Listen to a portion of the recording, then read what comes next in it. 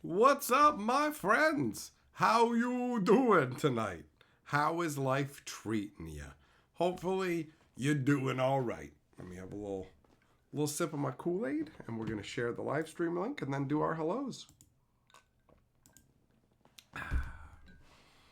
Yesterday, us talking about the Garbo lore got me thinking. Got me thinking about some old school goodness.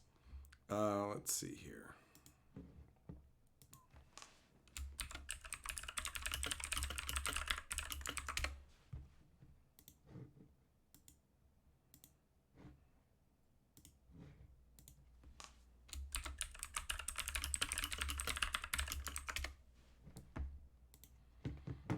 All right, there we go. That's shared. So, now it's time for the hellos. What up, Eng, Jess, Gerthulu, Millmaster, Ned, Felonious T, Gossett, Clayton, Yamagoro, Dalmas, Zircon, Gianna, Joe, Sum, Vaughn, Loco, Eric, Adam, Juglum. You know what? Hold up. I'm going to open up the window in here. Get some more airflow going on.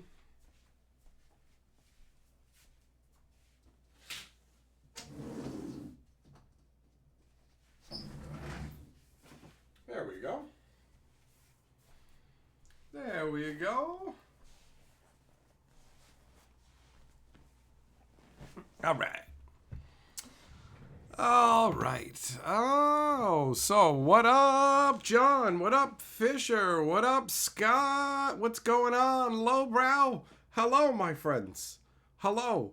Bo Falcon, get out of here. You're putting that nonsense song in my head. Walla Walla Bing Bang, your mama. What up, Machine? So, yeah, yesterday we were talking about how insanely bad the Magic the Gathering story has become, how abysmal and nonsensical it is, right? So, I went, you know what? I need to enjoy some good lore, something that actually like fun stories that make me happy.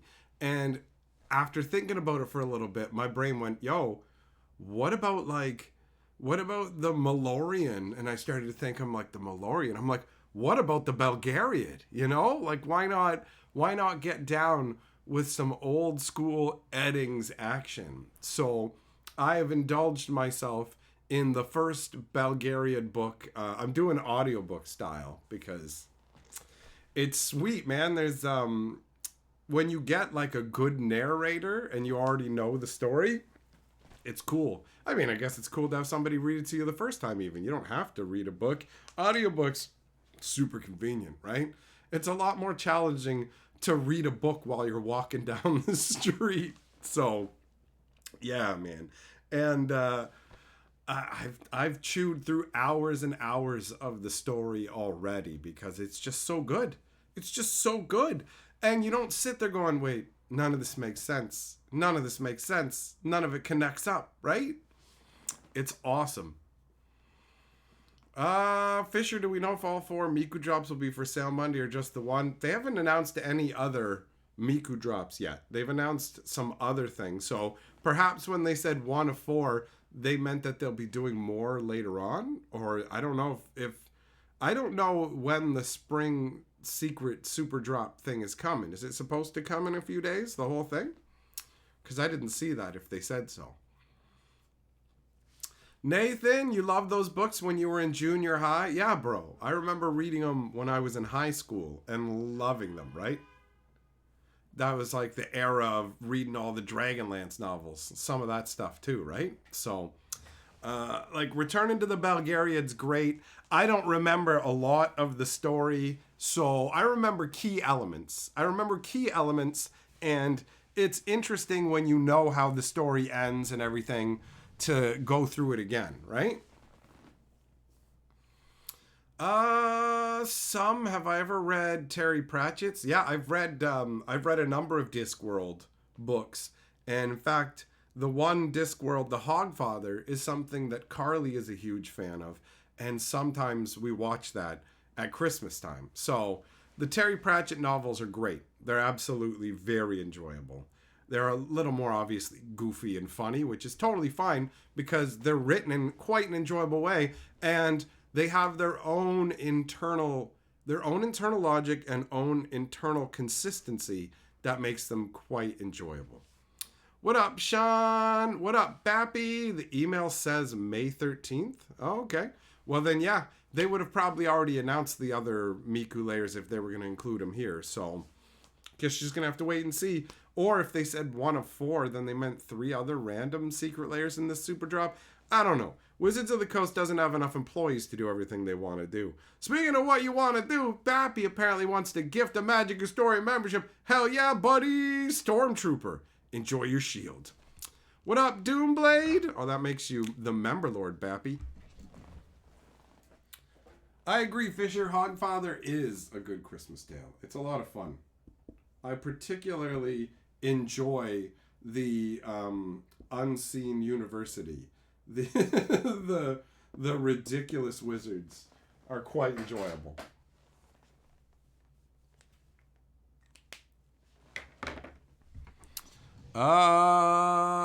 Scott says Kevin Hearn's Iron Druid. You know what? This is a great opportunity to make a list of some fantasy novels that I might not have checked out or might not just have enjoyed in a while. So I'm just going to note down, obviously, this idea right here. Hold on. It might not turn out that it's something for me, but the only way to know is to check it out, right? All right. Thanks for the suggestion, buddy. Vaughn, I've never heard of Stephen Brust. Have I ever read the Dresden Files? Are those... Like, I want to be very clear. When it comes to novels, I'm interested in high fantasy. Lord of the Rings style swords and sorcery stuff. The Dresden Files, for some reason, makes me think of detectives and gumshoes and stuff. And I got zero interest in it, regardless of how competently it's written.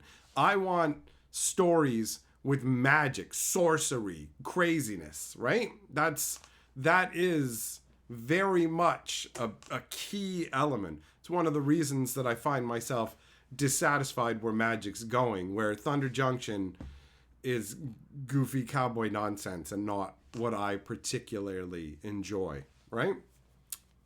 Keebler, you had to watch a Spanish Papa John's commercial? Okay, that's odd. It must think that you want Spanish pizza.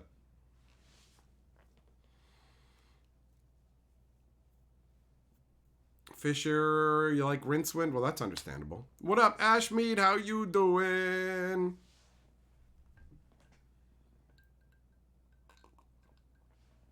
Shannara. Why is that name familiar? Why is that name familiar? Is that the... There's one where, like, people can draw on sources of magic, and there's one guy who's, like, an infinite source of magic. Oh, what was that called? Adam, he's a wizard that lives in Chicago. Dresden is good, but feels like Constantine at home. So, wait. Is Dresden magic or not? Hold on, I'm going to put it down. I'm going to put it down to look into. Why not? Scorpageist, real talk, did I go get Church's Chicken? No, we have not gone to Church's Chicken yet. I do definitely want to try it, and I have thought about it since our conversation, but haven't done that yet. Ashmead, Wheel of Time. I mean, A1, brother. A1. Wheel of Time. The inventor Devil Strike is actually the one who introduced me to Wheel of Time. I love the Wheel of Time series. Fantastic. What was the other one? Crimson Shadow. Never heard of that one. I'm going to note that down. Shannara's Terry Brooks. That doesn't help me. That doesn't help me zero in on what it is. They did a live-action Chronicles of Shannara on Amazon that was 2 seasons based off the books. All right. Vaughn, the Jerrig series? Okay, hold on. Jerrig. All right, I better actually write that more legibly. Okay, there we go. Green have I read stuff by Raymond E. Feist? Never heard of him. They made a few games from the Rift War series. Betrayal at Krondor. I remember playing Betrayal at Krondor. Okay, hold on. I'm going to write that down.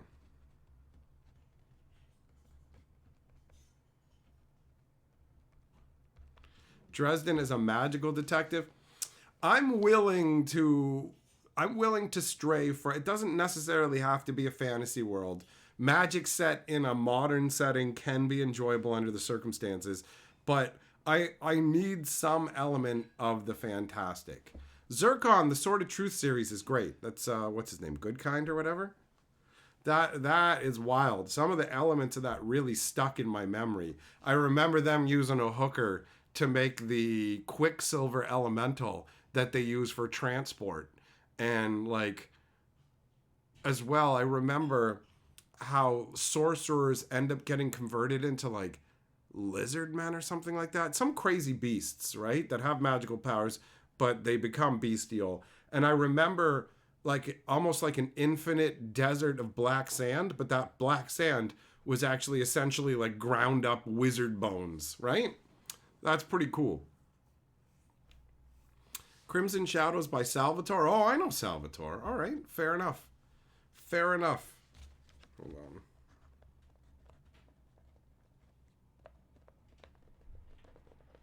There we go. Getting some great suggestions. Getting some great suggestions.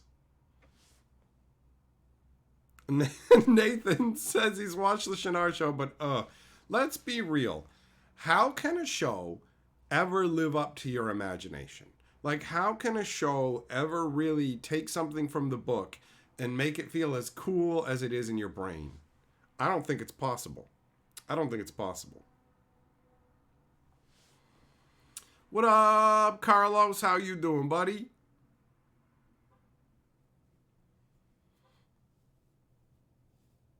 Wizard of Earthsea? Never heard of that one either.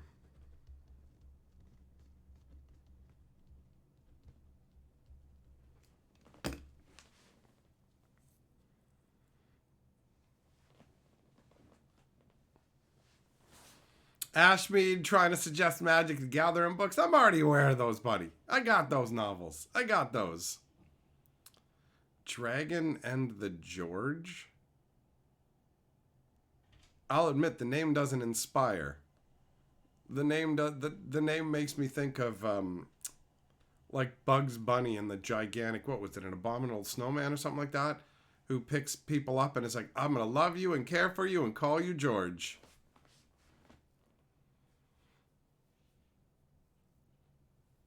Redwall? I'll note it down. I thought Redwall was a show. I didn't know it was books. But that's what everyone was mentioning in regards to Bloomborough, right?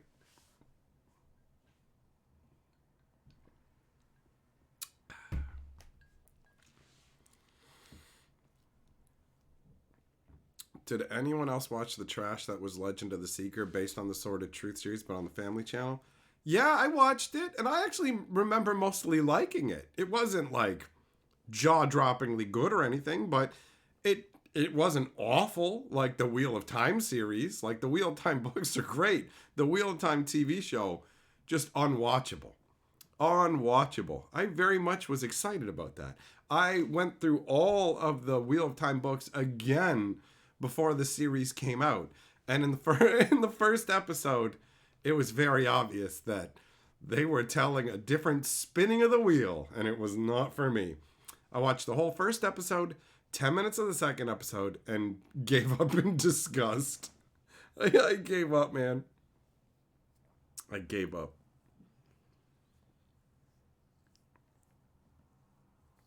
Fisher, I don't know the cartoon Flight of Dragons, so the reference is lost on me, buddy. Gotta recommend the book series of The Witcher. The Netflix show was a failure. Well, surprise, surprise. How easy is it to screw up adaptations in the current era, right? Like, the stuff that they focus on is usually tends to ruin the subject material.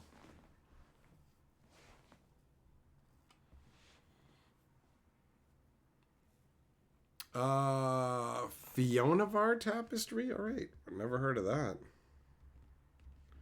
I don't know if you guys ever read the Rune Lord books, But that's a really cool concept where you can take people's attributes and transfer them from one individual to another using a rune. So you can gain the strength of other men and they'll essentially be weakened by it. And so you have lords that make contracts with retainers and they take their physical attributes in return for paying them, taking care of them, all these kind of things. And it leads to some really cool stuff. Break Stop, Sword of Truth was an awesome book. You only read the first one? Read the whole series, bro. Read the whole series. It's good. Also, Break Stop, thanks for joining my Patreon today, buddy. I appreciate it. I appreciate it.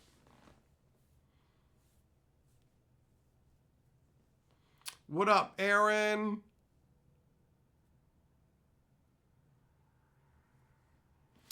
Chris, a book called My Struggle doesn't sound very interesting. It sounds like it would just be set in the real world. I'm only interested in high fantasy, magical craziness. That's what I want. That's what I want. Ashmead, I've already read the Dragonlance books. Been there. Loved that. Dragonlance is awesome. I remember back in the day, going to the bookstore and I would like buy some Dragonlance books and then I would take them back and trade them in towards new books. And the old lady who ran the place was really nice. So she'd always give me amazing deals on the books. Like amazing deals. Black Company. All right. Hold on. This list is getting too long for the page here.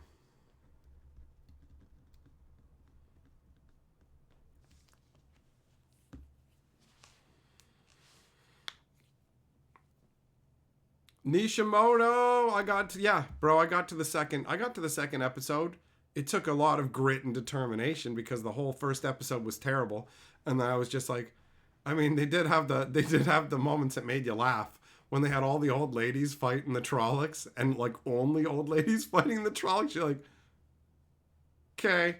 And then Lan as the as the booty servant of Moraine.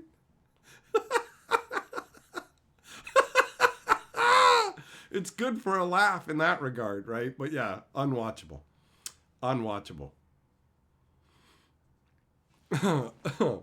Ashmead, I probably haven't read every Dragonlance novel. No.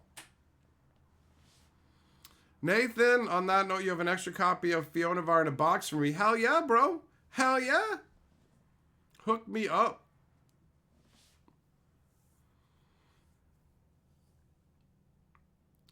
Bappy, you're trying to bash your way through the Stormlight audiobooks. It's a slog.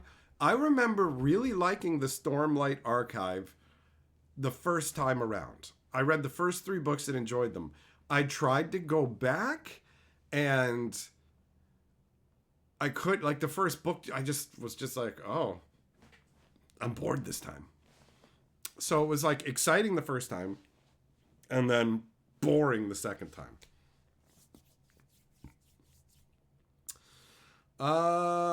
Break Stop, have I ever read Bloodstone? No, I haven't. I have not. Oh, the Dragon Riders? Yeah, Loco burning the threads out of the sky. I remember that.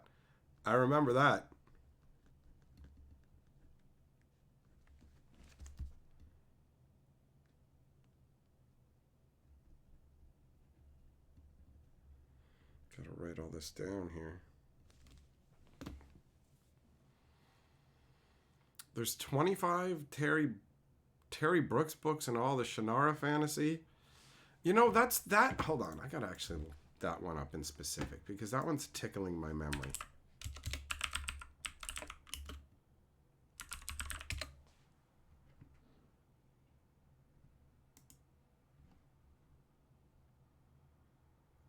Nope.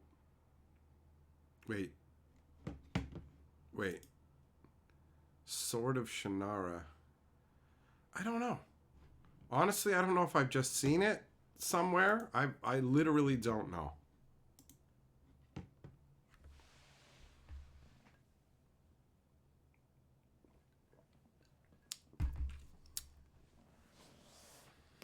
What was the Rune series name? I think it might have literally been called the Rune Lords. Hold on.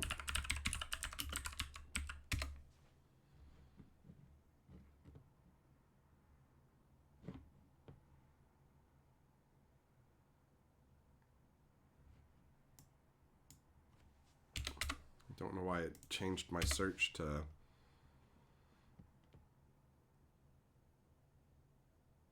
Yeah. It's called the Rune... It's literally like, it's called the Rune Lords. It's cool, man. It's a cool series.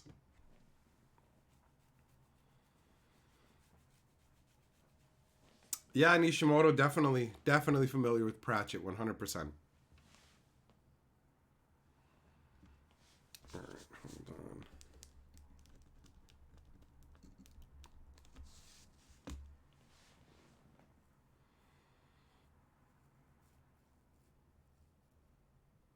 on. Landover? I haven't heard of that. I have not heard of that.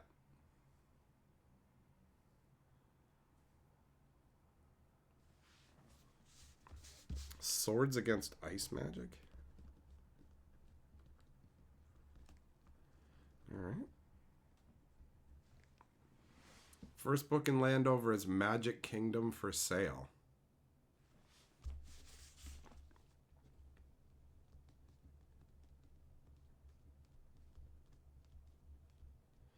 Sweet.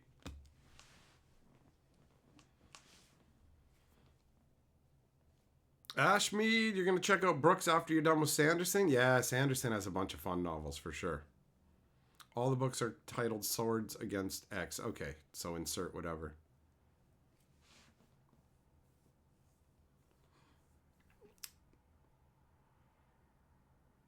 Yeah, the Belgariad, I've definitely been enjoying it. It's very, very satisfying. Ever read any of the Forgotten Realms novels? Probably a couple. Probably at least a few.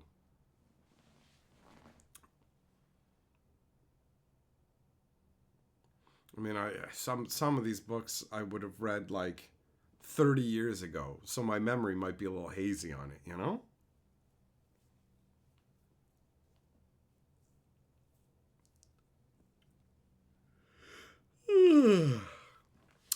Stormtrooper, you read the Anne Rice Vampire Chronicles?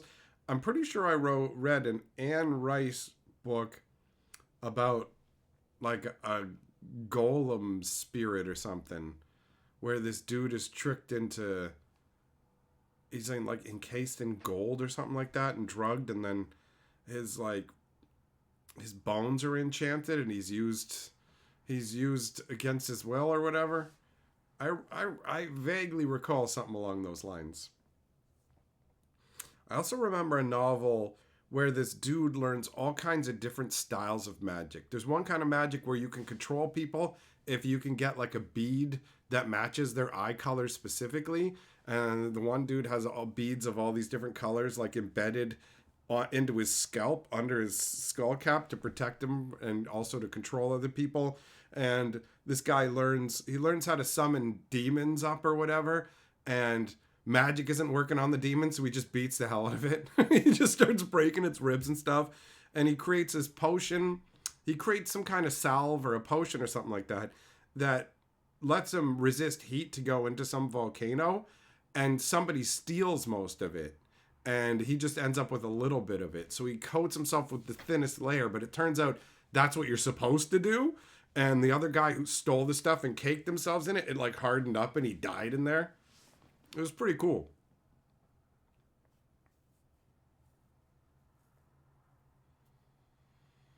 Ask me, would I consider doing lore videos of other series other than Magic? Fantasy Geographic isn't automatically tied to Magic the Gathering, so it's totally possible. Joe, yep, the Elenium and the Tamuli. Actually, that's what I was thinking about before I switched over to the Belgariad. I really enjoy Sparhawk. I really enjoy the Blue Rose concept and the grand reveal at the end where you're just like, wait, they're the same entity? That's pretty funky. That's pretty funky.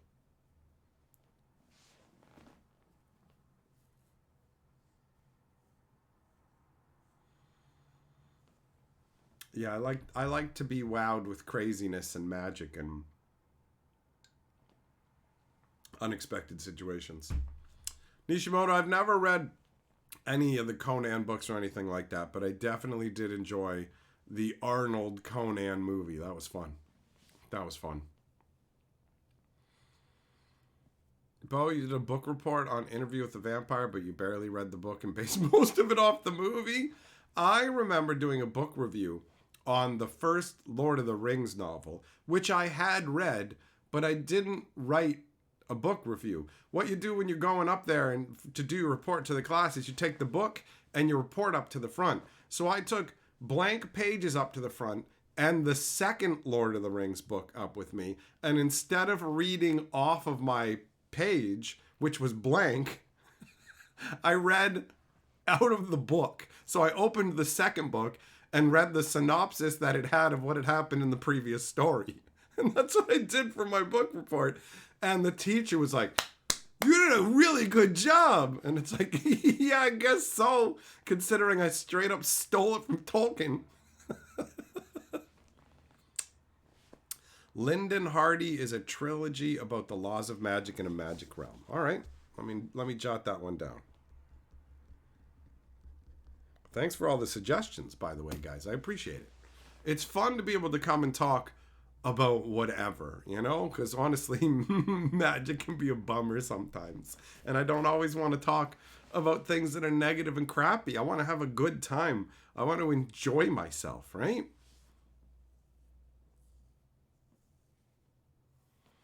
Valhalla, no. Fantasy Geographic is a channel for talking about enjoyable stories.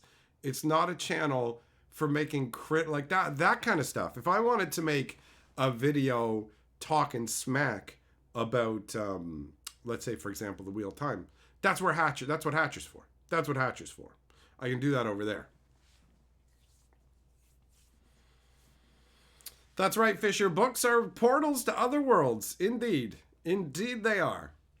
But yeah, Fantasy Geographic is about enjoying stories. I'm not interested in turning it into a place of negativity, which is why when I covered the Nashi story as part of the Thunder Junction and realized that I had finally been pushed into a realm I didn't want to be pushed into, I went, wait, no. I don't want videos here that are negative about the stories. So that's when I just deleted that video and went, I'm not covering new magic lore anymore.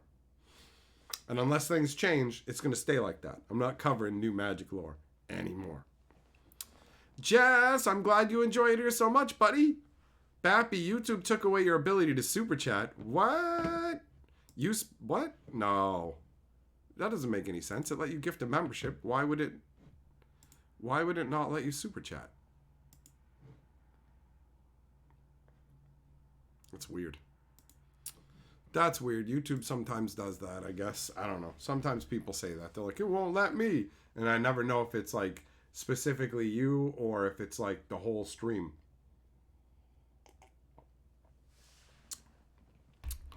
Well, now I got an answer to that question. Pale Moogle Super Chat says, you deserve to take a break from the modern junk. Thanks, buddy. Thanks, my man. You ain't wrong. You ain't wrong.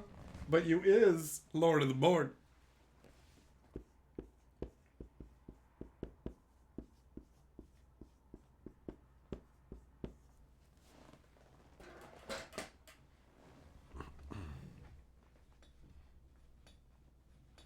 Jess, you spend more time here with me in virtual reality than you do with any of your other friends? Well, it's good to get out and spend time with friends. But I mean, if I'm being real, I spend more time with you guys than I do with my friends too. So, you know what I mean? I spend a few hours a day with you guys like pretty much every day. So I can say, yo, spend more time with your friends, but I'm also here all the time too, right? Bappy, it's saying you already own that item. Weird. Well, the only recommendation I have is either refresh or just send the money via PayPal. Works the same difference, right?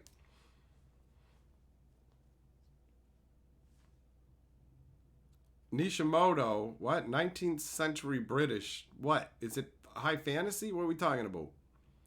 Sean, Thunder Junction's ruined your love for Magic the Gathering after 20 plus years. I'm just not happy with the lore. I'm having fun playing with my magical cards, but the lore is just...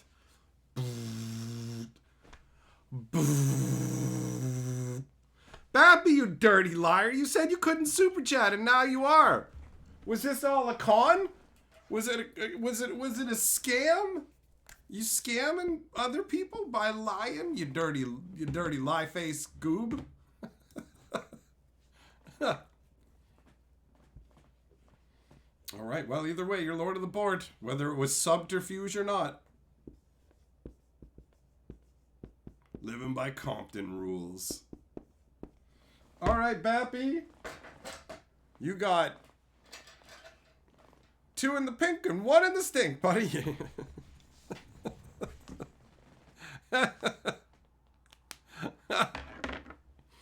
Nishimoto, it's mostly adventure novels. All right. All right.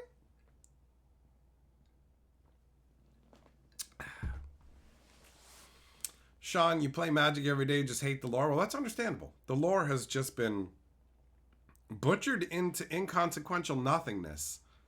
And then we're supposed to be excited about, like, loot. And it's like, I'd be excited about him if you made him really cool. If you did a good job writing the story, I'd be excited about him. But you gave me nothing. So what am I going to do? What am I going to do, right? Babby says, hey, it worked. If I do 2 or 5, it gets rejected. Oh, it's like no even numbers. You know why, Bappy? Because you're odd.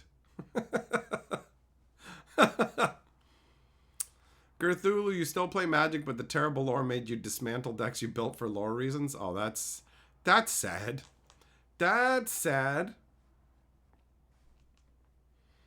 Moogle, a lady said what to you at your job today?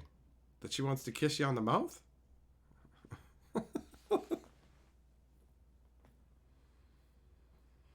Should have done it. Maybe she'd give you a tip, buddy.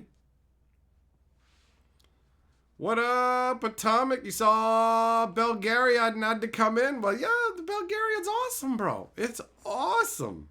There's so much goodness to it. I really like the fact that they're not hiding really to a degree. They're not hiding who Garion is, right? Like, at the beginning of the story, they let you know who you're dealing with. Belgariad, Polgara, all that. And then they slow roll some of the info, but I mean, I already know all of it. So I'm just enjoying just the journey. All the different characters, they're so well characterized. They all feel different and believable and fleshed out. It's trippy listening to an audiobook and hearing different pronunciations than how I would pronounce the names of people and places in my head. And it took a little bit to go, oh, that's who they mean? Okay, all right. Like Carrick or whatever, I thought it was Cherrick, that kind of stuff. And who knows? I don't know if the person doing the audiobook actually got the official pronunciations from the dude who wrote it, or if they're just going with what sounds right to them. Ashmead, this is your happy place. Been struggling. It's nice to be here regularly. Well, I'm glad that what I do gives you a little bit of space from the bullshit you got to deal with in life, bro. Joe Silk is your favorite character. He's quite enjoyable, but I mean, Belgarath is amazing. He's so much fun. Like, I really, really enjoy him.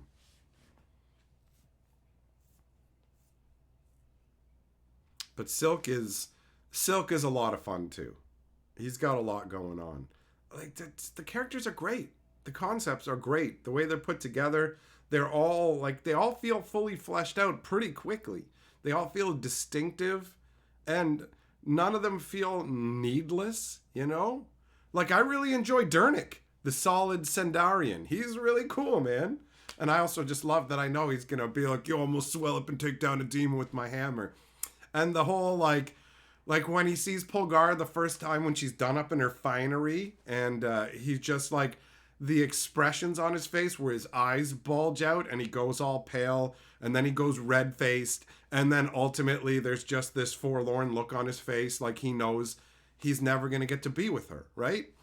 And at that point, you know she's an immortal, and you know he's not. So you're just like, yeah, well, I feel for you, buddy. I feel for you. But it's a certain level of satisfaction of knowing they are going to get together. And it's just like, oh, Dernick, you don't even know, buddy. I can't wait. It's awesome. It's so genuinely enjoyable. Just so good. It's so good. Millmaster Super Chat says, you're just mad because Daddy let me hit the clown. Wait, what? I don't know what that reference is, but I do know you're Lord of the Board. 444 style. Yeah, Silk is such a smartass. Belden is great. Belden is nuts. The fact that he's just like, he's disgusting because he's basically been rejected by society, but he ultimately has a good heart. And like, when he builds that one incredibly beautiful, basically like castle almost tower, the castle tower, for that one of the other disciples of Aldur, who unfortunately didn't have what it takes and ended up taking an early exit. Man, oh, there's so much coolness. There's so much coolness. Right? Like everybody. Asherak, like the enemies and everything, it's so good. It's so good. I agree, Sean. I agree. Eddings did write characters very, very well. 100%. Joe Dernick is wholesome. He's solid. He gives practical advice, like all of it. All of it. Everybody is like, even though Silk is clearly a rogue, he's not a bad guy. He's got a good heart underneath, right? And the profit seeking, where he's just talking about how it's all a game and money is just how you keep score. I love it. I love it. I love it. Atomic Sinedra is a great subversion of the Princess Paradigm too. Yep. She's a lot of fun. She's a lot of fun. Haven't got to that point yet. She's like, right now, I'm at the point in the story where they basically get cornered by, what is his name? Brendig. Lord Brendig catches them because the king has ordered that they find Belgariad. Oh, and I still have the fun of people not believing that he is the immortal sorcerer and that things exist like that, so that he can make them believers using the will and the word. I love it, man. I love that Alder is just like, just tell the stone to move. It's just a stone and you're a man. And it's just like, what? Like, it's so cool. It's so cool. Oh, Millmaster. Okay, it's from an insane movie called Vulgar. Fair enough. Ashmead, yep, you're right. Reading a book and listening to an audiobook are different experiences. Reading a book, you end up building more of it yourself in your head. Having an audiobook read to you is definitely a different experience. And depending on the person who's doing the reading, like the guy, what's the name of the guy doing this audiobook? Cameron Bale, something like that. He's great. He's great doing each individual voice for the characters, knowing how to make Garion sound like a youth with that little bit of naivete, all of it, right? Like, it's great. Nishimoto says the clown was hitting your mom behind the funhouse. Wait, what? Is that from the movie too? Well, either way, you're Lord of the Board. What up, Venkalos? David Eddings, one of your favorite authors, even 25 years later. I was listening to the audiobook on the bus on my way downtown to check out the post office. And all I could think to myself was, this is so cozy. It's like being home. That's what I kept thinking. It made me so happy. I had such a big smile on my face. And I honestly forgot what it's like to enjoy stories so much, that I'm like, okay, I'm going to listen to this book when I'm not going to be distracted by anything important, because I don't want to pull my attention in two different directions. I can listen to it while I'm sorting cards or doing stuff like that, but I don't it deserves your attention. Bappy Compton says this super chat costs more than to have your mom put her ankles behind her ears for a month. What? That's a rough thing to say to Millmaster. All right. Bappy's lording the board. I like how you have to do the 2002 because it'll reject it if you just try and do 20. All right. Bappy's double fingering the board again. 2 layers of trouble. Red Dress, you haven't read this book? The Belgariad is a series of 3 books, bro. And it's just so good. It's so good. The world building is awesome. Just even from the get-go, when it just tells you the creation story based on the 7 gods of the world, like, everybody's awesome. They're all cool. Torak, Alder, oh, it's so good. It's so good. What up, noob?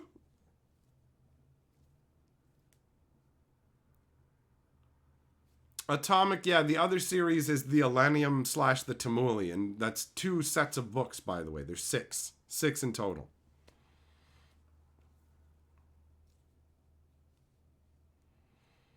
Vangelos, you love it when the Queen of Sandari, who's always so nice and motherly, has to remind Sinedra that all the religion is real, and her fiancé didn't ditch her, he went to fight a real god.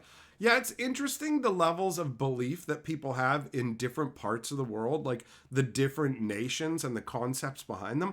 And I like that some gods are like completely 100% involved with their people and the world overall. And then there's some gods like the god of the Meregs, or yeah, the Meregs, right? They're the ones who, they all got wiped out.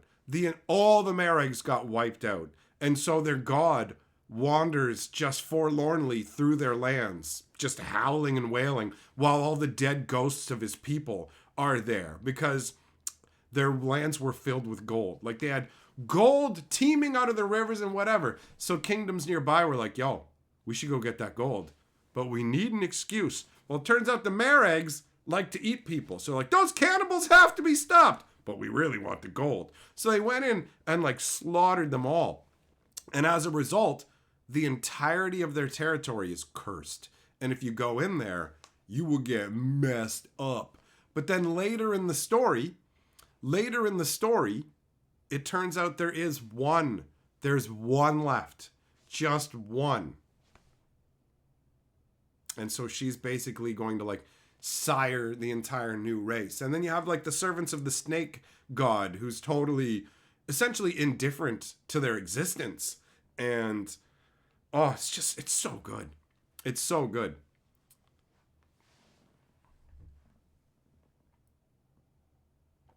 It's 2 series of 5 books. Oh my God, please.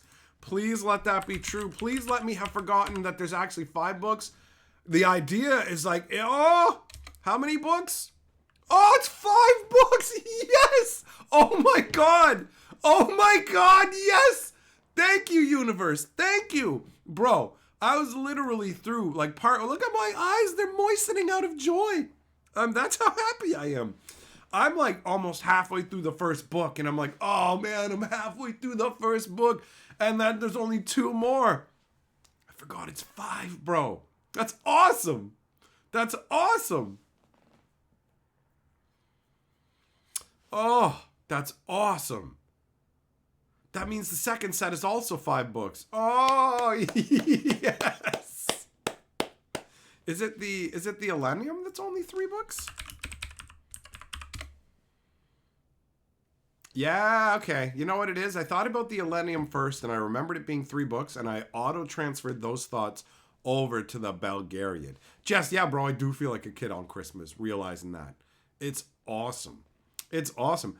By the way, everybody, the first audiobook of the Belgariad is totally available on YouTube. I have no idea how long it will be available on YouTube because I don't think it's supposed to be there, but it totally is. It totally is. And the guy who's narrating it is doing a banger job. A banger job. Oh, man. 5 books. Yes. Yes. Oh, this is so good. I thought to myself, I'm like, how am I going to fit all this into 3 books, man? But it didn't click into my head that it might be more. That's awesome. That's a fun surprise. Or I guess a fun remembrance, however you want to look at it. Oh, it's so good. It's so good. Bo Falcon, you'd get them on Audible, but they're only in German right now. Well, yeah, that's not really going to help you, is it? That's not really going to help you. Oh, such an epic storyline. Joe, yeah, the Belgarith and Polgara books as well. Although I like Belgarith's book a lot more. I don't remember really caring that much about Polgara's book. But I'll probably go back and listen to it and be like, never mind, it's actually pretty enjoyable, right? I just don't remember it like really blowing me away, but I do like all of the details. It's fun. It's fun knowing all this stuff, right? Thompson, the Starlight Archive, Path of Kings. You mean the Stormlight Archive? Yeah. I enjoyed it the first time around and then didn't the second. So hopefully you enjoy it, buddy.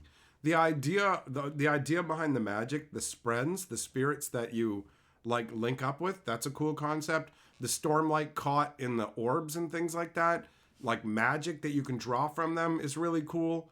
But ultimately, going back to it, I was just like, it's not doing it for me.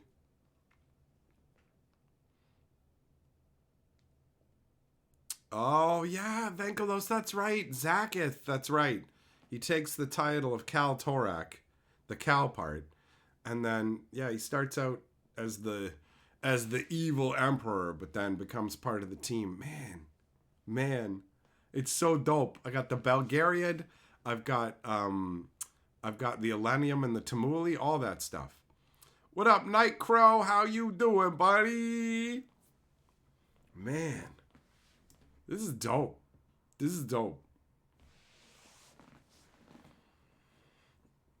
So good.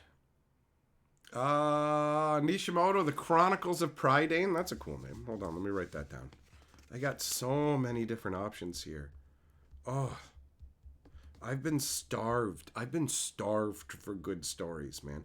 I am a dry, cracked plain, right?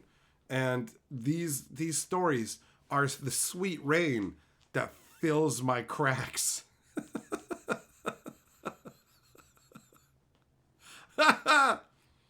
You got the Belgariad being 5 books, the Malorian being 5 books, and then you've got the Elenium and the Tamuli, which are 3 books each, but they're not the same series. They're the same author, and they follow Sparhawk and the Blue Rose and the Knights of the different orders. I love the one little through line that they have in the stories where basically they're always like, yo, whose turn is it to cook dinner tonight?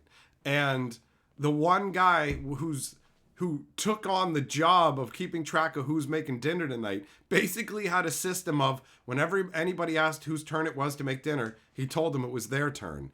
And then if nobody asked, then he would make the meals. But like they didn't figure it out for the longest time. So he kept not having to cook the meals because he was basically just tricking the other ones into doing it. It was a lot of fun.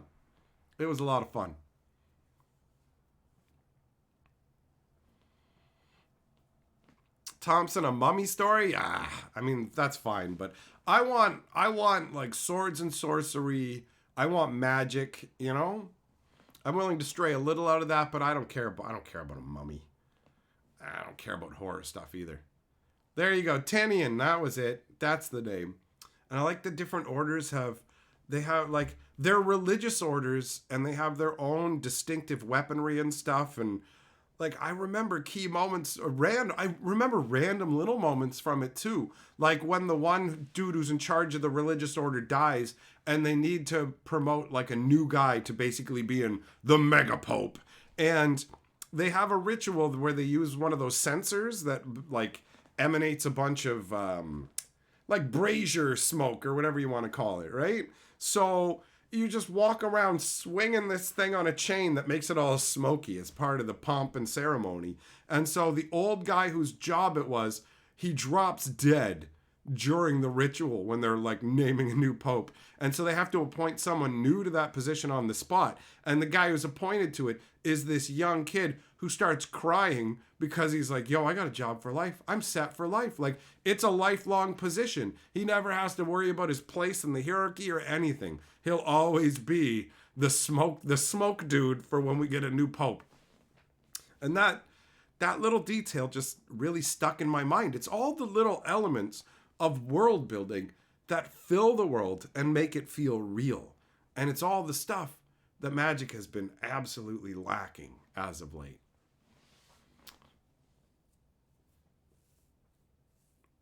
I'd like the Dark Tower series. I don't think I've ever checked out the Dark Tower. Hold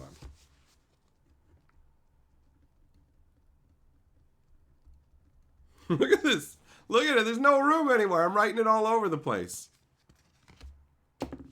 I'm running out of note space.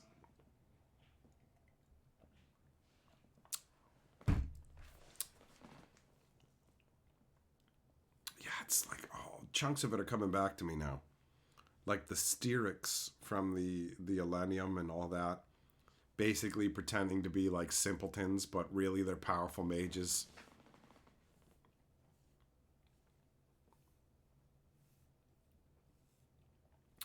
Joe, I agree. When the world has deep lore, it makes the story better. The little background details, all of it. Atomic, you love the magic systems Eddings comes up with. I love new magic systems, and I love the things that you can do. It's like Sanderson talks about building magic systems, and he's like, you don't need he's like, just take something and find more ways to get something out of that instead of adding all these things to it. Don't go wide, go deep with your concept. So the metal burning magic concepts that they have, like in the Mistborn, that's really, really straightforward in terms of you can just use a handful of metals and here's what you can do with them. But then it's like, oh wait, hold on. These magical metals can be used in two different ways by these two different groups. So you've got one group that literally consumes metal and then burns it within their body to create magical properties. And then you've got another group that uses external metal to store things in. So you can store your knowledge inside bracelets on your arms. So it's basically like you have perfect memories of things that you store in a metal bracelet on your arm. And so you can put the memory in there. If you need the memory, you pull it back into your head, but then you need to get it back in there as fast as possible so it doesn't change as a result of being in your brain because your memory can erode. And then they have this concept where you end up with this super rare individual who has the ability to use both the magic that can be stored externally and burning metal internally. And so this guy is essentially able to create pseudo immortality, not 100% immortality, but he can basically like store years of his life externally from himself and also then burn that inside of him. So he stores life essence into metal, then consumes the metal and burns it to create magical effects. And that's a pretty simplistic way of putting it, but that's the concept. And it's really, really cool.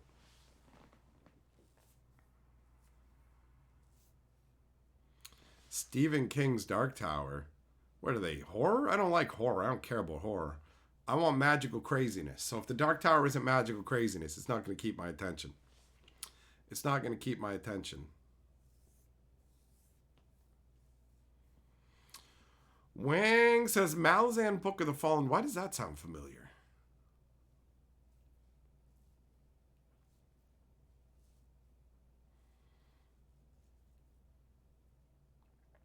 The Demon Wars series has an interesting magic system based on super rare gemstones.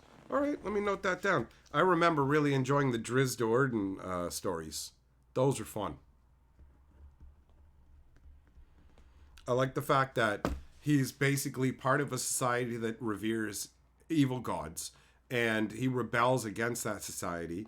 And the way that it ends up going is he just lives basically in like an underground cave system away from society so much that he becomes the equivalent of a feral human. I mean, he's an elf or whatever, but you know what I mean? He becomes the equivalent of a feral human almost, living on instinct and hunting with a magical panther.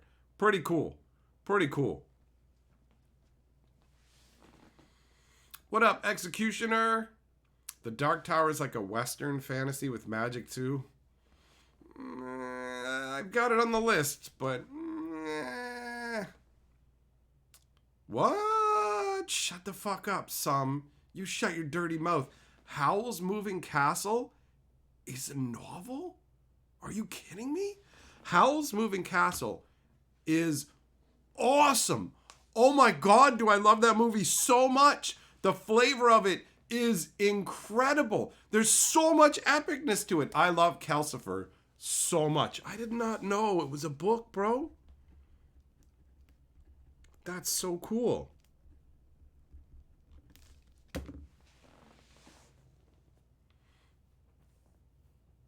Oh man, Howl's Moving Castle's awesome. Awesome. I like the fact that he's so vain. I just love that he's like, if I can't be beautiful, what's the point of being alive? And he just starts to turn to gelatinous goop. And you're like, what? That's so cool. That's so cool. It's just like, it's not a positive about him, right? Like, the flaws that characters have are part of what makes them so interesting, right? And gives them things to overcome as well. Have you never read the Malazan books? I don't know. It sounds, I don't know if I have. I don't know if I have. Let's see here. Malazan. Oh, it's made in Canada too.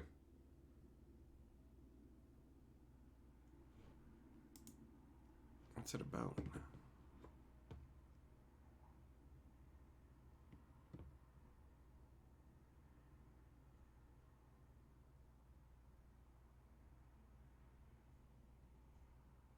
Yeah. Well, I'm not getting anything useful there, so I'm just going to write it down.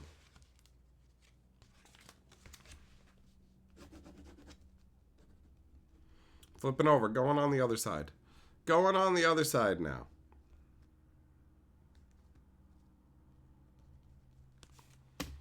It says, yes, I love that movie. May all your bacon burn. That's funny. Nightcrow, I don't like guns, bro. I don't like guns. So a book called The Gunslinger is a pretty big turnoff, honestly. Magic guns feel stupid to me. Because guns are already crazy. You don't need magic. You just go bam, and you're done. Right? The fucking hollow point or something like that. You shred somebody's innards. So it's hard to get me excited about magical guns. Wands, other things, sure. But meh. Don't care about tanks. Don't care about like fighter jets. Don't care about goons. Meh.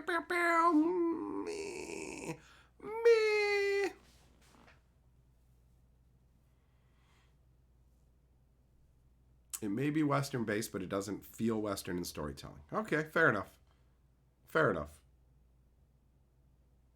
I can't believe Howl's Moving Castle is a book, bro. That's awesome. It's so good. And it's got great music too, man. Yeah, it's so good. What a fun story. Have I read The Princess Bride? Nope, just seen the movie like a million times.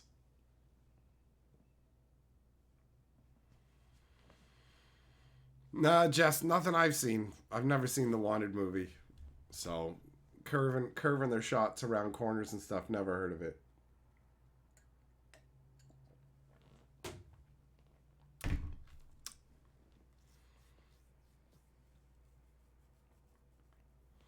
Executioner, yeah, the Princess Bride movie's awesome. You're absolutely correct. It's a great film. Man, that's crazy. The Howl's Moving Castle stuff is crazy. I gotta go tell Carly. I'm gonna top up my drink and tell Carly.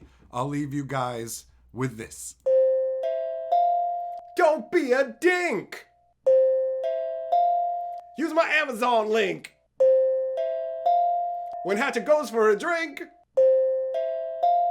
bookmark that Amazon link! Don't be a bitch! You gotta scratch that itch! Bookmark that Amazon link! I got fucking bills to pay, y'all! Use my Amazon link! This is gonna take some work. Don't be a dink! Use my Amazon link!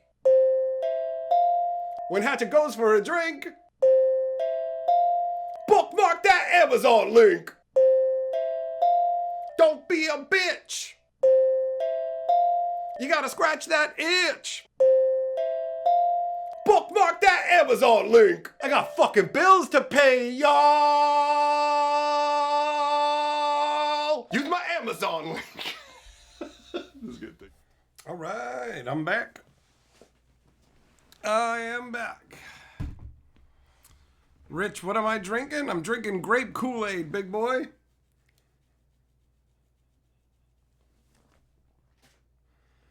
Bo, the Princess Bride book and movie are very similar. Well, that's good. That's good.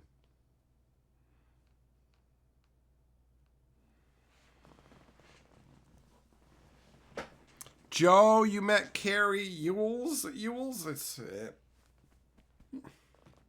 He's a lot of fun in that movie. They got so many good actors in that one. Princess Bride's truly enjoyable.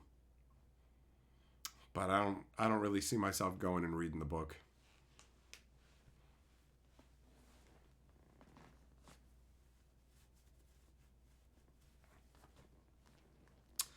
Vangelos, you feel like D&D struggles to make gods feel godly? I don't know, man. When I played D&D, it seemed like they felt like that. But I feel you.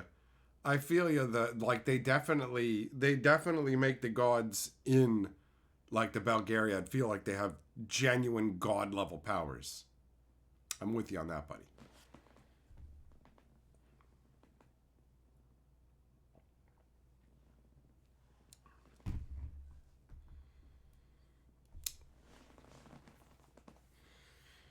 Oh man, I'm so stoked. I'm so stoked that there's 5 books in the Belgariad, man. Yeah. Because I'm going to chew through them. I'm going to chew right through them. So it's good that I got this big fat list of other things to check out as well. So many, man. It'll take a while. It'll take a while to make it through all this.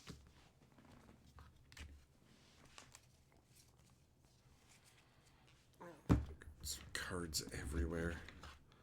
Got magic cards everywhere.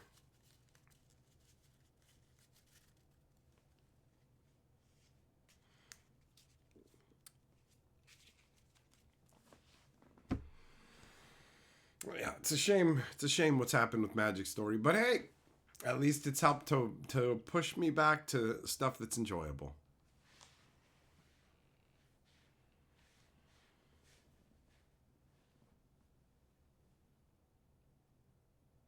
There's a used bookstore downtown. I should just go and peruse the... I should go and have a gander, I suppose, at what they've got kicking around in their fantasy section. Moogle says, it's very good to see you so excited through and through. I know, I guess like people have just gotten more accustomed to seeing me talking about things sucking because it just feels like that's become more and more of what I do, you know? It's not what I initially wanted in the first place, but talking about Magic, that's how it's going. So I've been thinking, it's like I need more positive stuff going on for me, right? Tomas says, Mike, you, my friend, are a national treasure. Bless your awesome heart. Thanks, buddy. That's nice of you to say. I appreciate it. I appreciate it.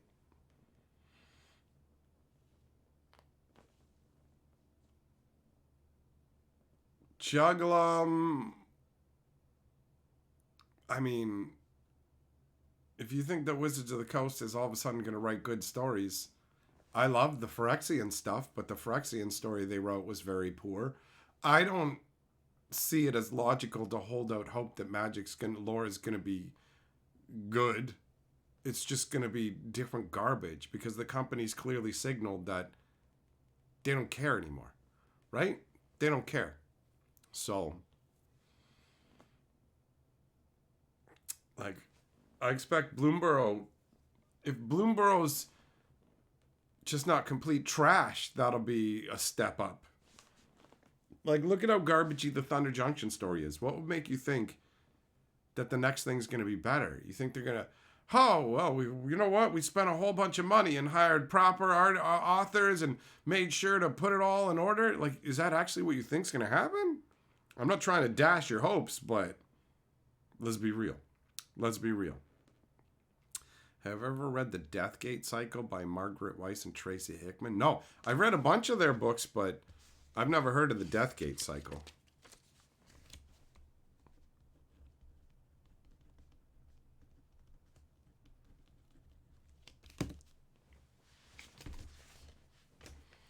Eric, yep. Modern entertainment is failing, especially in Hollywood. I agree with you. Time to go back to reading and watching the greats of the past. The reality is that movies before that wouldn't have been good enough are much better than what they're making today. Like, for example, movies like 2012, a dumb disaster movie that I never would have watched when it came out a billion years ago because it's like, yo, this is crap. I don't care. I'm not wasting my time on it. But at least that movie's genuinely trying to entertain you. Nowadays, movies, they don't even try and entertain you. They're just like, I'm here and I'm going on a streaming service. I'm here to consume your eyeballs for 3 hours. And it's just like 3-hour-long movies that have nothing in them but endless CGI that cost $400 million to make and are completely empty. And then 12-second TikTok videos. And it's just like, ugh. Ugh.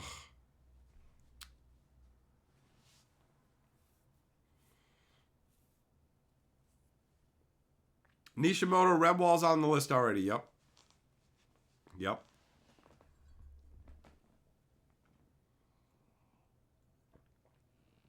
Joe, yeah, exactly. It's sad to have such a low bar. Your story's in complete trash. Congrats on the improvement. That's the reality. That's the reality.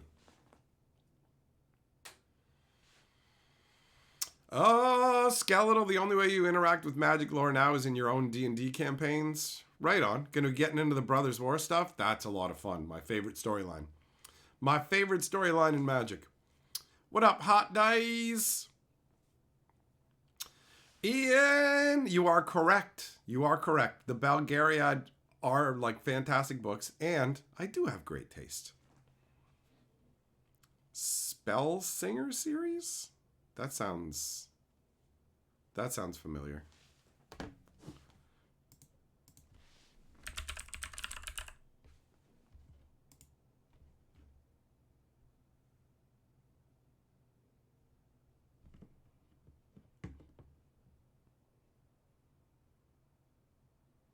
Turtle Wizard Clothahump? Okay, nope.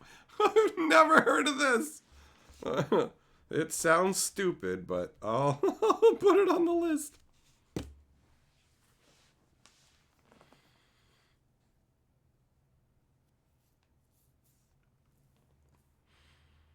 But yeah, the current offerings that are being made are mostly garbage. It's hard to find anything with depth nowadays.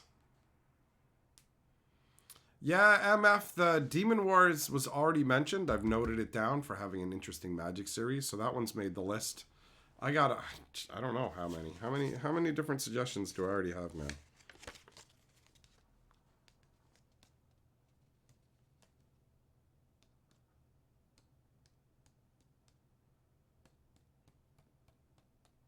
Looks like 26. 26 different offerings. Fucking group sourcing a list of fantasy novels.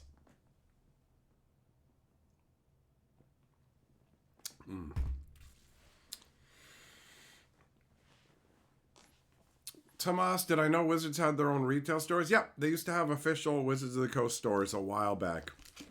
And they had like big statues of like Shivan dragons and Hurloon minotaurs and stuff in them. Apparently they were really cool. But they weren't really profitable for Wizards, so they just decided to let LGSs do it all, you know? They were just like, there's no point in us being like on the same wavelength as these guys.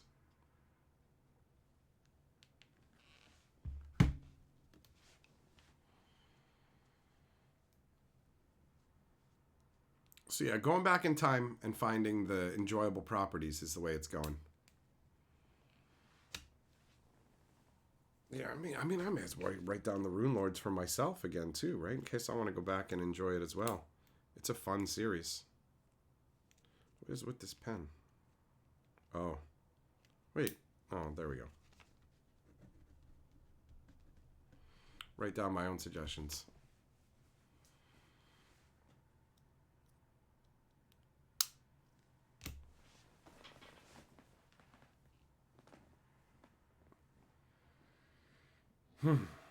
Yeah, man, the Belgariad's so good. It's so much fun. It's nice to just enjoy a story where it's like everything makes sense and you just don't go, what? That's stupid. What? That's stupid. What? What? Scorbageist, yep, the Sword of Truth. The Sword of Truth series has come up. I'm gonna write it down even though I've already done it. May as well have it on the list in case I forget later on.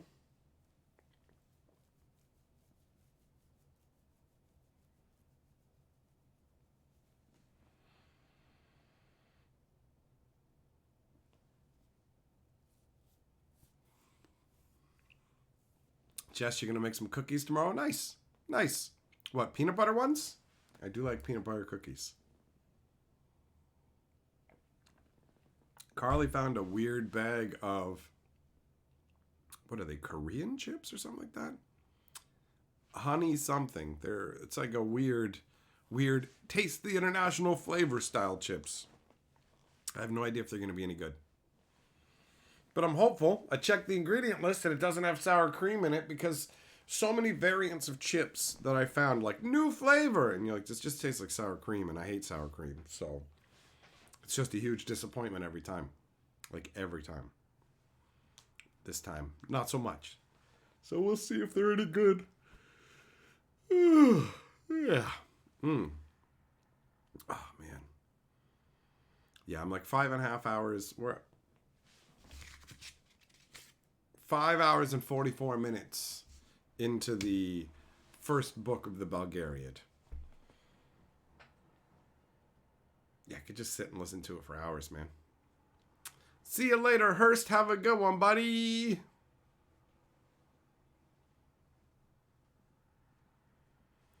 Break stop. You had your wisdom teeth out today, so you can't eat anything solid. Oh, I have 2 of my wisdom teeth still. I had the ones up here taken out, each one individually when they got infected. The bottom wisdom teeth I have they came in complicated. They came in sidewise. And so dentists that I've had have just kind of been like, they'll probably be a problem later, but we should leave them for now. So, not so wise, these wisdom teeth of mine, just coming in sideways. Gerthulu, how did I do with the anime list from a while back? Not too badly, not too badly. The lists that we have compiled in streams have turned out pretty good. The action movie list that we made has yielded some very enjoyable ones, like The Protector. So I keep the lists. I have them around. So, Timmy, I got a rule. I listen to like my doctors and dentists before people in live streams and stuff. You know, I've just found that medical professionals who have direct experience with me and my health tend to know what's better than random people who don't have the x-rays and don't have the fucking professional expertise. So I'm just going to go ahead and listen to them. That's what I'm going to do. If they told me to have them taken out, that's what I would have done. But whatever, man. Whatever. Nope. I don't think we watched the Shangri-La one. That doesn't sound familiar. Jess, yeah, wisdom tooth infection is wild, bro. I just one day couldn't open my mouth. I was like, I can open it this much. That's it. Enough to kind of wedge a spoon in there to dump like ice cream in my mouth. It was terrifying because I didn't know what was going on. I had no concept. So I went and got that taken care of at the dentist. And lucky for me at the time, I had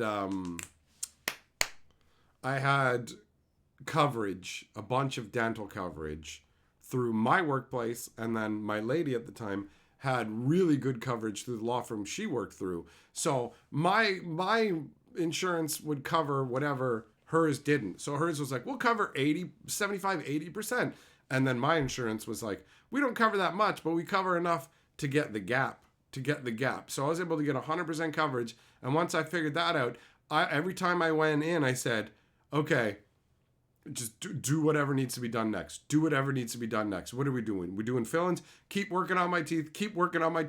And I got them worked on. And ever since then, I've tried to take really good care of my teeth. So I floss my teeth every day. I have a fucking water pick now that I use as well. I brush my teeth multiple times a day, all of it, because having good oral health is super useful. And I remember when things got bad like 6 7 years ago, and I couldn't afford anything, and I couldn't even eat bacon anymore, and I had to switch over to eating sausages. Nishimoto, you had an MRI today and it was nerve-wracking, such a tight space and you can't move. Oh, I didn't know you were a giant pussy. I didn't know just laying still was so fucking hard for you, right? You got your ponderous bulk into that machine. I didn't know you were a little bitch. Oh, it's hard to lay in one place. You weak, Nishimoto. You a little bitch. I hope you know that. I hope you know that.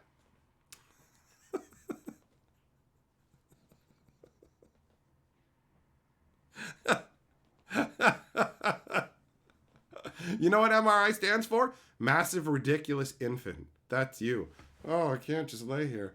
It's so hard to lay here. What's going to happen? What, is a dinosaur going to come and attack and you got to be ready to run from predators? Come on, man. Come on, you little bitch.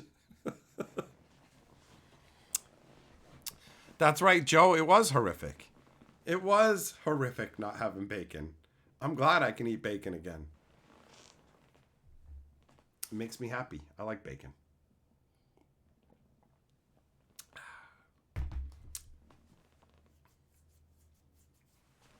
Feel really fortunate that all my teeth are currently functional and good, and I got no issues going on right now. Jess, you want an MRI because you want to know what's in you? It could be gold. No, what's inside you is stupidity. I know, because it's constantly coming out of you. It was like stuffing a kielbasa into a sardine can. I picture them trying to slide you into the fucking MRI machine, but then like it's like pushing your fat down, so it just starts to get all bulby and jorky at the like entry portal to the MRI. So they've got like brooms, and they're just like broom, not the bristly part, but just the stick end of the broom as they're trying to push your fat into the MRI.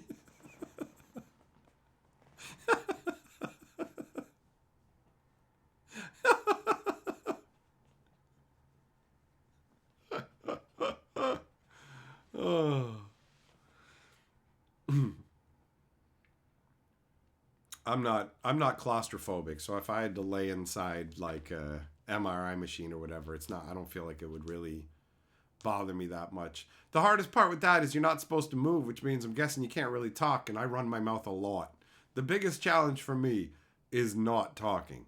I talk all the time except when I'm asleep, and then I probably still talk.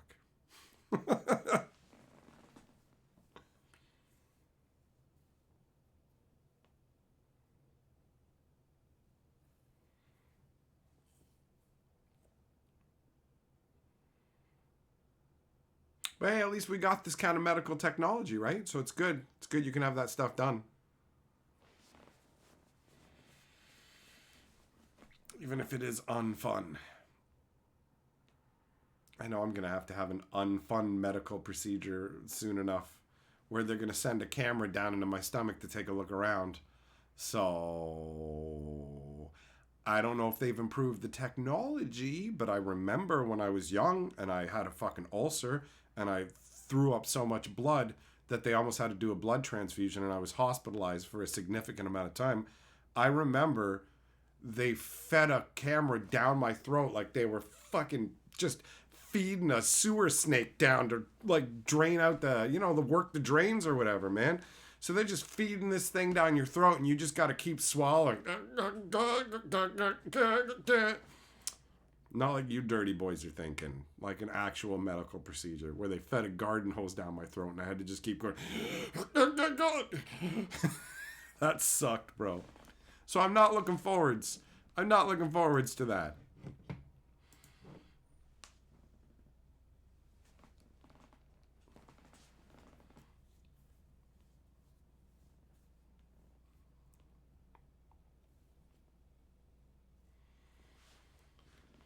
Scorpageist, you don't know. You don't know. You don't live in the same place So we could have different stuff. Maybe they'll have a drone they stick up my butt and they fly all up through my body, like in that movie where you can see inside that lady's boob when they shrunk down Dennis Quaid.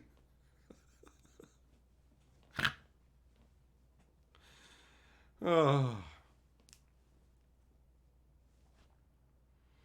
man, it's crazy. It's crazy thinking about that. Like, I was hospitalized back then. That was nuts. My friends thought I was going to die because I was all like shaking in the back of the van, all passed out and stuff.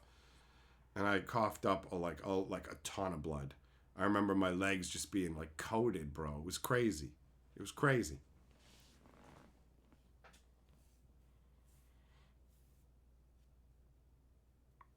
But whatever, man. Whatever. Sometimes you got to endure some less than comfortable stuff for the results that you need.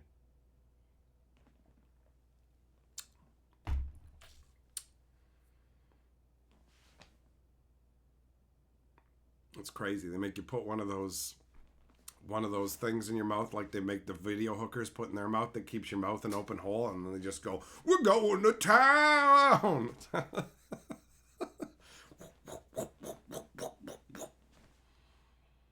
Nutty. That's it, Joe. That's the movie. Inner Space. Inner Space. Nishimoto, you shut up. You shut up. You're the streetwalker. You're the lady of the night. You're the fatty of the night. And listen to the fatty of the night. Softly, gently, cram him in the MRI machine.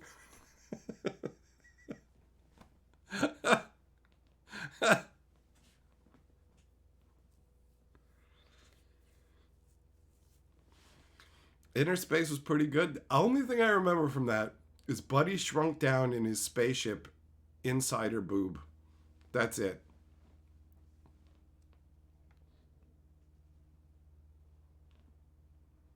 Shimano, you got a colonoscopy. You woke up halfway through with your butt jiggling. Halfway through, you just like you should have stayed. You should have stayed asleep. Sorry, man. I was having too much fun. I thought it was a cheerleader's arm in my butt, like I like to fantasize about, but it's just you guys with something much smaller. So, I guess it'll do.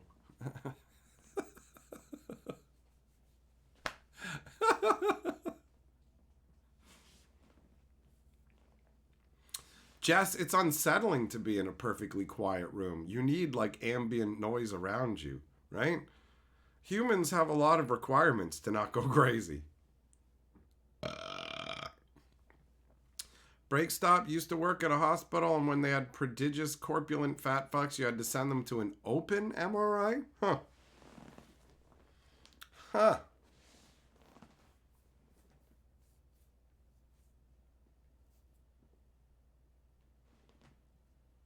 Yeah, I mean, you don't have to go for a colonoscopy. You can just ask your doctor to stretch it wide open and record the inside with his iPhone or whatever. Doc, can you stick your phone up my butt? Can you jam your phone up my ass?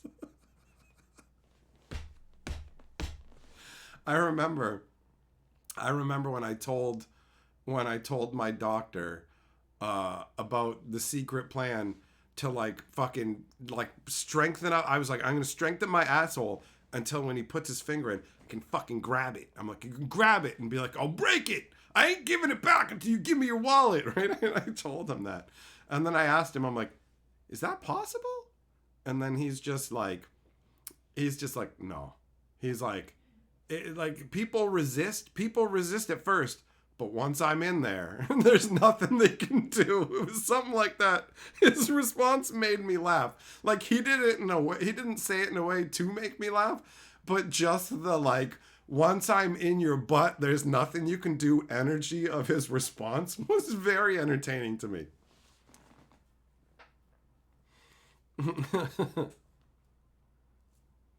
Zero sum. Some days our phone will do it, AI will diagnose it. Oh, that's true. You'll just get some kind of fucking wireless probe, like a fucking like one of those probes you stick in a turkey or whatever. But the turkey will be your butthole, and you'll jam it up there, and then fucking Elon Musk will like tweet out your butthole results because you've got you've got the butt check mark, the sphincter mark on Twitter that you pay $8 a month for like a clown. Like, guys, I know this is completely unrelated to what we were talking about, but how do you not look at people with blue check marks on Twitter as fucking suckers, right? It's like, why did you do that? Blue check marks once upon a time were for like famous people and whatever, and then they changed it. So famous people have gold ones, and people buy fucking blue check marks for what reason? For what reason? It's nutty. It's nutty. Breaker, you stopped drinking pop and lost all your fat. You know what? There's a lot of calories in pop, bro. And I know that because pop was what was keeping me alive for a while.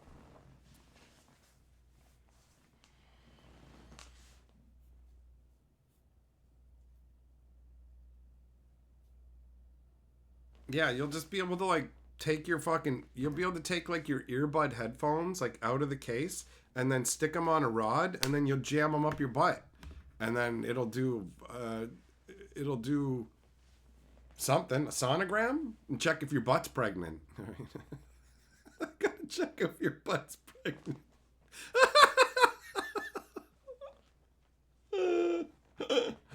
Dear WEBMD, dear WebMD, is my butt pregnant? Can I stick my headphones up my butt to sonogram and see if I have a baby?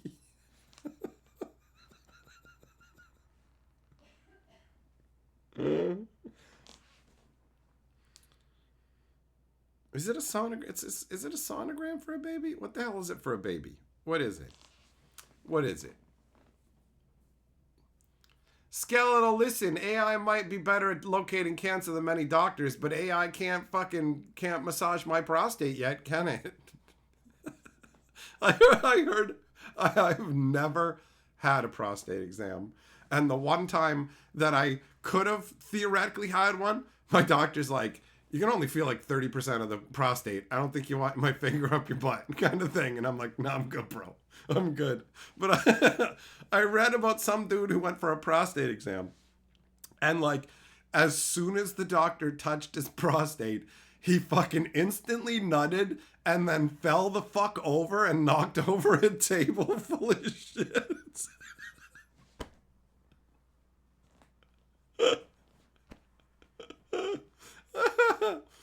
Al, what's up? Membership messages. Hope you're doing well, Mike. Summer's coming. As the summer's feeling like it's here in the greater Seattle area. Best wishes and enjoy the sun. You too, buddy. Get out and have a good time in it.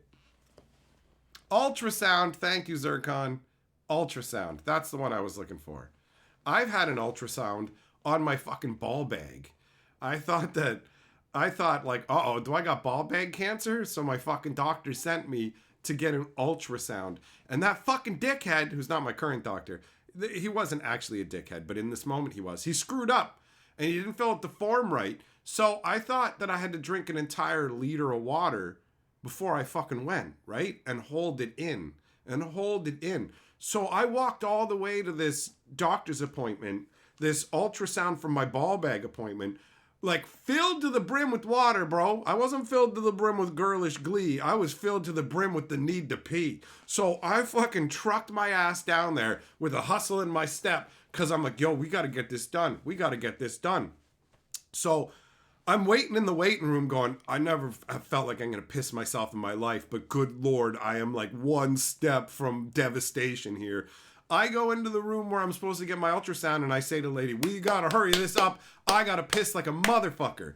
And she went, what? I'm like, yeah, I've been holding this for so long. She's like, yeah, you didn't need to do that. I'm like, what? Where the fuck is your bathroom? And I'm like running as she's telling me where it is. Like, yo, you know how like when you'll see your home, you gotta take a dump and you can see your home down the street and your asshole's like, I'm ready. And it's like, don't start yet. What are you doing? I almost had that going on with my dick in this situation. So I charged in there, took a leak, and then came back to the scenario of a relatively attractive blonde chick is now gonna ultrasound my ball bag. So you're fucking, I mean, I don't know about you guys, but my human dick is attached to my ball bag. They're like a couple. They're right there, right? So like she's just there to scan my ball bag like at the grocery store. but nothing to do with my junk. So she like takes my dick and grabs like fucking like toilet paper, well, medical toilet paper, and puts it on either side of my dick and like pulls it tight as like a little privacy curtain for my junk, right? And so then I'm supposed to hold that while she scans my ball bag. But the thing is, I didn't grab the paper right, so it came loose. So she had to do it 2 fucking times. And I'm just like, all right, all right. So then she takes like a tube of toothpaste, the equivalent of it, and just splorps a bunch of it on my balls, and then takes the fucking scanner thing, is like just rubbing it all like seriously, like those little let me fucking scan your membership card, boop, one of those, but just running along my ball sack, bro. It was so ridiculous. And there's like signs papered up everywhere, saying, don't ask the technician what your results are. They can't tell you. So I said to her, don't worry, I won't ask for the results. I know you can't tell me whether I have cancer or not. And she's like, oh no, you definitely don't have cancer. And I was like, oh, okay, cool. You know, that was it. She just told me. And then my doctor said the same thing when I saw him. And I'm like, okay, all right. So all of that for nothing. All that for nothing. I almost pissed myself. I had to get fucking fondle trapped. All of it. All of it.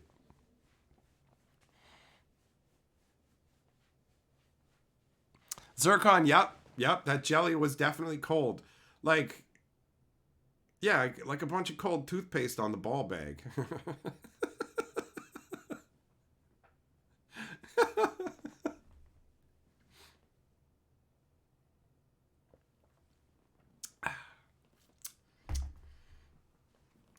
What a universe.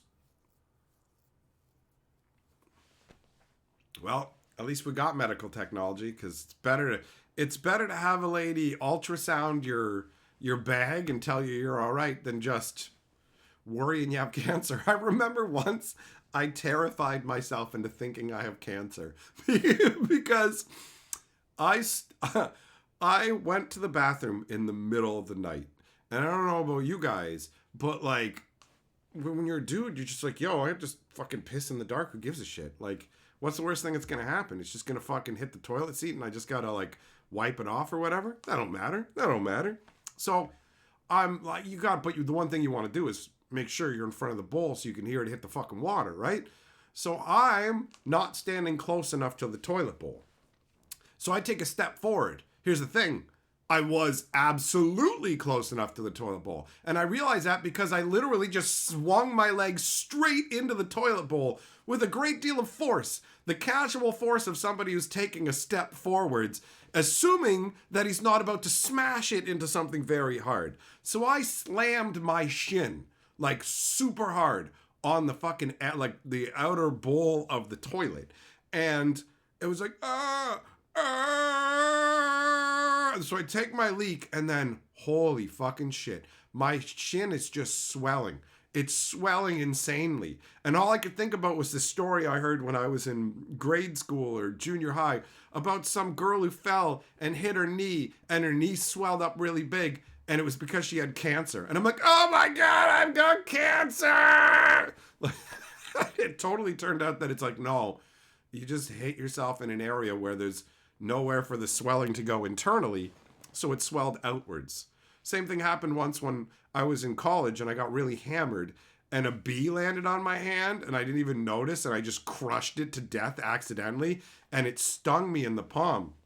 So I just like, the next day my hand's like, and I went to the school nurse and she's like, you got elephantitis, or she said some insane shit to me.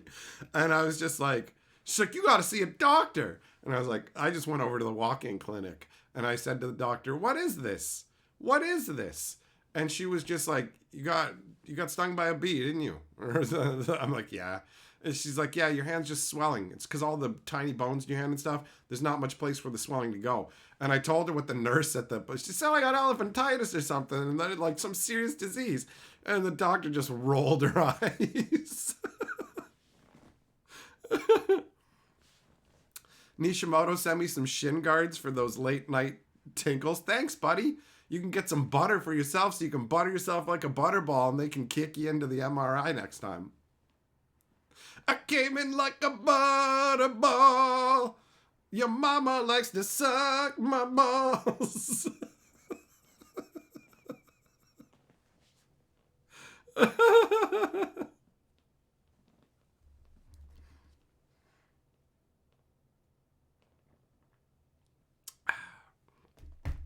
Joe, exactly. And that's why that lady was a school nurse and not a real nurse. Yeah, you find out real quick. She don't know nothing. She don't know nothing. She can give you a Band-Aid. Here you go. Here's a Band-Aid.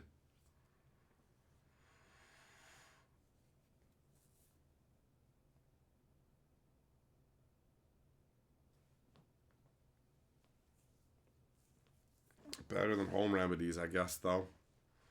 Like my grandparents. You can put moist bread on your thumb to help get a splinter out. What? The one time I got a massive splinter on my thumb. Just massive. So I had to sit there and let them, like, pick it out of me. And I didn't deal well with that. Because honestly, I don't deal well with pain. I do not like it. I do not want it. So that didn't go very well for me. But I did get the day off of school, and I spent it playing Load Runner, disintegrating bricks that would then rematerialize and destroy dudes so I could get stacks of gold.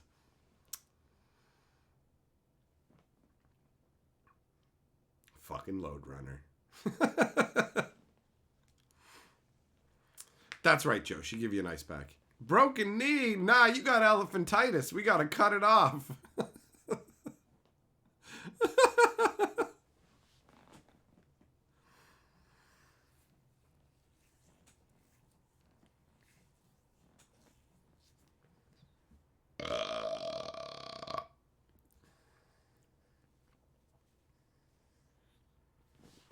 Jess, yeah, they use tweezers to pull it out. Same kind of difference, man. Same kind of difference. Not a good time. Do not like. Do not want. I like my body to be unperforated, you know?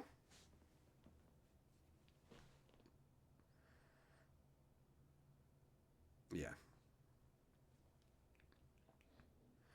Man, my arms were like sore for like 3 fucking days from carrying a heavy bin. And I'm like, yo, what kind of a weak bitch am I? I carry this heavy bin and I'm like, my arms! Oh, my arms! I remember when I first started messing around with the weights that Carly had kicking around, because she used to be part of health and fitness back in college. So she has like the metal weights and stuff like that. And I like tried using them, and I used them too much, right? I went until my arms couldn't handle it anymore. And then like I woke up the next morning and my arms felt like they were locked up like this. And I'm like, like totally not used to that insane muscle soreness nonsense. Joe, don't work at a steel press factory? Yeah, I don't want no metal shavings in me, son. There's no worries about that happening. No worries about that happening at all.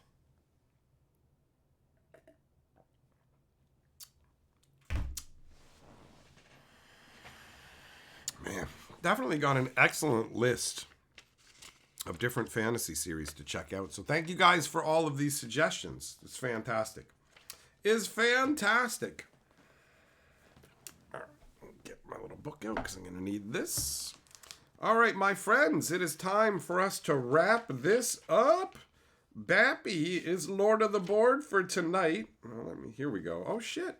That's Bappy's 5th win. Bappy just hit the fucking roll of Mega Glory. I'm going to have to add him on. This marks his 5th victory. He is now a Mega Glorier. All right, so time for me to go into the waters of the underworld. I will catch up with you guys later.